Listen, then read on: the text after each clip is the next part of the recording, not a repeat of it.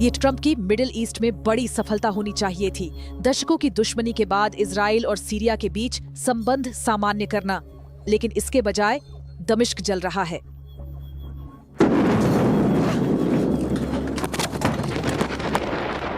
Israeli युद्धक विमानों ने सीरिया के रक्षा मंत्रालय पर हमला किया है और सांप्रदायिक झड़पों के बेकाबू हो जाने के बाद सुवैदा में 350 से अधिक लोग मारे गए हैं।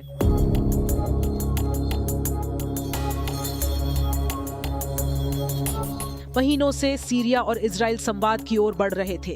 बैक चैनल वार्ताओं के लिए यूएई ने मध्यस्थता की, वॉशिंगटन ने बढ़ावा दिया और अब्राहम अकॉर्ड्स का विस्तार करने की ट्रंप की जल्दबाजी भी देखने को मिली।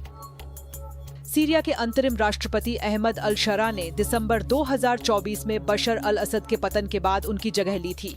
राष्ट्रपति ने युद्ध विराम ढांचे के लिए खुलापन दिखाया, लेकिन हालात सामान्य होना हमेशा एक मुश्किल काम था।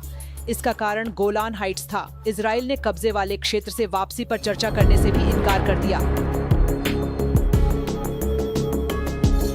और फिर आया सुवैदा, एक द्रूज बहुल प्रांत जो पहले से ही सीरिया के गृह युद्ध से प्रभावित था। 13 जुलाई 2025 को एक द्रूज व्यापारी के बेडोइन जनजातियों द्वारा अपहरण ने एक संघर्ष को जन्म दिया। द्रूज मिलिशिया ने जवाबी लड़ाई छेड़ दी। सीरियाई सरकारी बलों ने हस्तक्षेप किया और जल्द ही गैर न्यायिक हत्याओं के आरोपों ने प्रांत में हिंसक आग भड़का दी।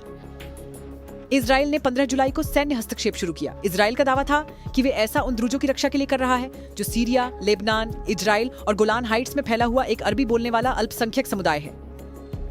हम सीरिया में भी काम कर रहे हैं। हमारे पास सीरिया के दक्षिण पश्चिमी क्षेत्र को एक निरस्त्रीकृत क्षेत्र के रूप में बनाए रखने की जिम्मेदारी है। ये इलाका इजराइल की सीमा से सटा हुआ है। हम वहाँ एक दूसरे लेबनान की स्थापना की स्थिति में वापसी नहीं होने देंगे। हम ड्रूज निवासियों की रक्षा करने के लिए भी प्रतिबद्ध हैं। हम एक तेज मुहिम की तरह आगे बढ़ रहे हैं। मुझे उम्मीद है कि हमें अब और संचालन नहीं करना पड़ेगा। ये बहुत हद तक इस पर निर्भर करता है कि दमिश्क में क्या समझा और किया जाता है और क्या नहीं किया जाता। हालांकि आलोचकों का कहना है कि इजराइल के हमले ड्रूज की सुरक्षा के लिए कम, बल्कि युद्ध के बाद के सीरिया को अपने फायदे के लिए इस्तेमाल करने के बारे में ज्यादा है।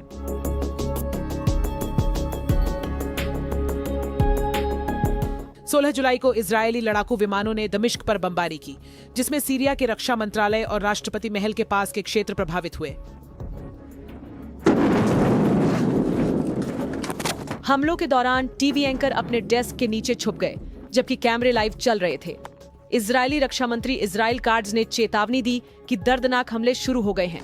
सुवैदा में इजराइल ने सीरियाई बलों से पीछे हटने की मांग की। सरकारी सैनिकों के काफिले पीछे हट गए, लेकिन मिलिशिया नियंत्रण में बने रहे।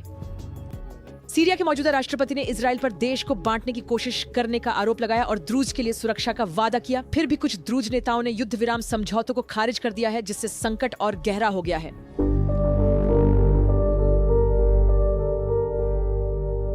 अमेरिका ने हस्तक्षेप किया। विदेश मंत्री मार्को रूबियो ने घोषणा की कि शांति बहाल करने के लिए जरूरी कदमों पर सहमति बनी है, लेकिन युद्ध विराम बहुत कमजोर है। हाँ, ये मुश्किल है। जाहिर है ये ऐतिहासिक और लंबे समय से चली आ रही दुश्मनी है। दक्षिण पश्चिम सीरिया में विभिन्न समूहों के बीच, यानी बेडोइन और द्रूज समुदाय, इससे एक बदकिस्मत स्थिति पैदा हुई। ऐसा लगता है जैसे एक गलतफहमी भी इजरायली पक्ष और सीरियाई पक्ष के बीच पैदा हुई है। हम उनके साथ पूरी सुबह लगे रहे और पूरी रात दोनों पक्षों के साथ। हमें लगता है हम एक वास्तविक तनाव कम करने की दिशा में जा रहे हैं और फिर उम्मीद है कि सीरिया को एक देश बनाने में मदद करने के रास्ते पर वापस आ जाएंगे और एक ऐसी स्थिति में पहुंचेंगे जहां मिडिल ईस्ट कहीं ज़्यादा स्थिर हो। अगले कुछ घंटों में ही हम उम्मीद करते हैं कि आप जो पिछले कुछ घंटों से देख रहे हैं उसे खत्म करने के लिए कुछ वास्तविक प्रगति देखेंगे। अरब देश, तुर्की और यहाँ तक कि ईरान ने भी इजराइल के हमलों की निंदा की है। संयुक्त राष्ट्र सुरक्षा परिषद अब इसे खतरनाक आक्रामकता कहता है। वे भी इस पर ध्यान दे रहे हैं।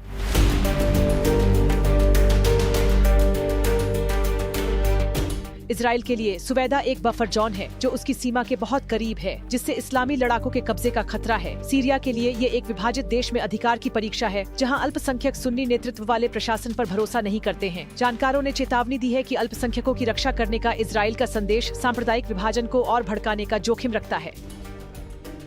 सीरिया में कई द्रूज इजरायली हस्तक्षेप को अस्वीकार करते हैं। उन्हें डर है कि यह उन्हें सहयोगी के रूप में पेश करता है। वहीं डोनाल्ड ट्रंप का हालात सामान्य करने का सपना भी खतरे में है। सीरिया की आंतरिक अराजकता और इजरायली हवाई हमलों ने किसी भी गंभीर संवाद पर रोक लगा दी है।